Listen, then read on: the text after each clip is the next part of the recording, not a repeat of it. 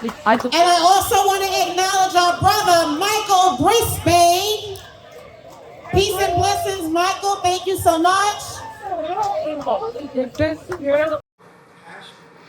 Welcome back. I'm Ceciline Davis, your host, and today we are here with Mike Brisbane. How you doing? I'm Born and doing good. raised, Bronx River. You already know. So you were born and raised in Bronx River houses. Born and raised, So yeah. tell us, what's the impact you have on the community, education, things of that nature? All right. I have a huge influence, huge impact on the community in various ways. Like I said, I was born and raised. I was highly favored. I was highly nurtured by the older community. 'Cause my mom was born and raised, so everything that I learned from the older community, I was able to pass down to the younger generation. Fortunately for me, I was born in a time where the community was real tight. You know, like I can go outside and my mom not have to worry about anything happening to me because we all stuck together. So, Nice. yes, things of that nature. Yeah. So tell us a little bit more about yourself. Like, how did you get to the place where, oh, I wanted to be involved with the youth because maybe you went through something similar? Growing up, I was the firstborn, so I was always like in the leader position. So it was just natural for me, you know, just being the leader and wanting to pass the knowledge forward to my friends, to my neighbors, and even to the older generation. I was able to just share my information from them, what I was getting from them, and pass it right back. Yeah. So tell us some of your talents and skills that can kind of, cohabitate with the Bronx. Oh, we're gonna be here River all day community. then. So, It's fine. all right. We got time. Talk. All right. Floor's yours. All right. Well, I'm a coach first and foremost. I'm a mentor. I'm an educator, and I'm a big brother. Right now, I'm actually a director in the community center where I grew up in, which is the Bronx River Community Center. I was a participant since I was 5 years old. I was in the pre-K there, the Head Start, and now I'm director. So, Wow. director of programs, daytime programs, and God works in mysterious ways. And if you told me 39 years from now that I was going to be doing this for my community, I wouldn't believe you. You know, I'm just so shocked in myself and proud of myself and having support from my community. And I know how important support is. That's why I'm always willing to be there for anybody.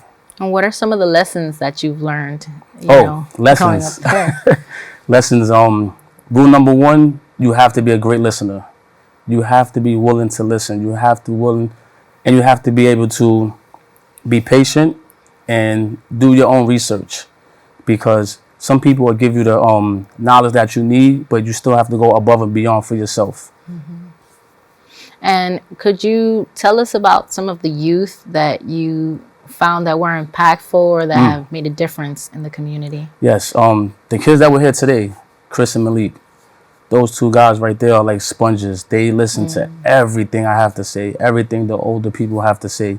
They're just so focused and determined to learn. Sometimes I gotta say, get away from me. Like, I don't got no more to give you today, But yeah, the kids are just being more respectful. I see now, like, I'm their example of that. Like, you have to really listen and be a kind person. That's how you get far in this life, because no one wants to deal with a knucklehead or someone who doesn't listen. Is not a great team player. So those are my attributes too. Yeah. So besides that, is there anything else that you would like to share with the public or the youth as far as what they could do? Well, I think we need to all come together, because life, people, the world is like a big puzzle, right? And we won't get the bigger picture until we put all the pieces together. I mean, so everyone's divided, thinking that we're supposed to be all together, coming together, learning from each other. That's why we are all different nationalities, different people, so that we can learn from each other. Like, how fun would this world be if everyone was the same? Right. So also, what I decided to do in my community is work with the older community that been there before me, and we came up with a Bronx River Community Game Day. I worked with the TA president, our co-locators, the Golden Ladies, and everyone from the community, where we come together once a year.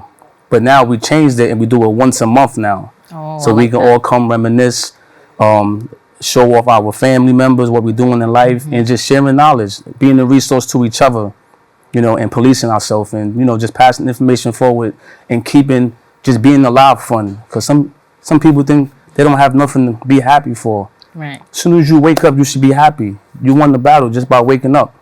Amen. Amen. And do you have any social media where people can reach you? Yes. You can find me on Instagram, inspiration_the_flesh. That's on IG, and Mike Brisbane on Facebook. So if you want to see a lot of positive things, there's not a lot of like other stuff on there. It's like positive quotes and stuff like that on there all the time. So I'm just inspiration in the flesh. Okay. And any other positive messages before we close? Yes. Listen to your mom. Listen to your parents. Be a sponge and always be willing to give back. And that's my message to the youth. Thank you so much for being with us today. And we'll be back after these messages.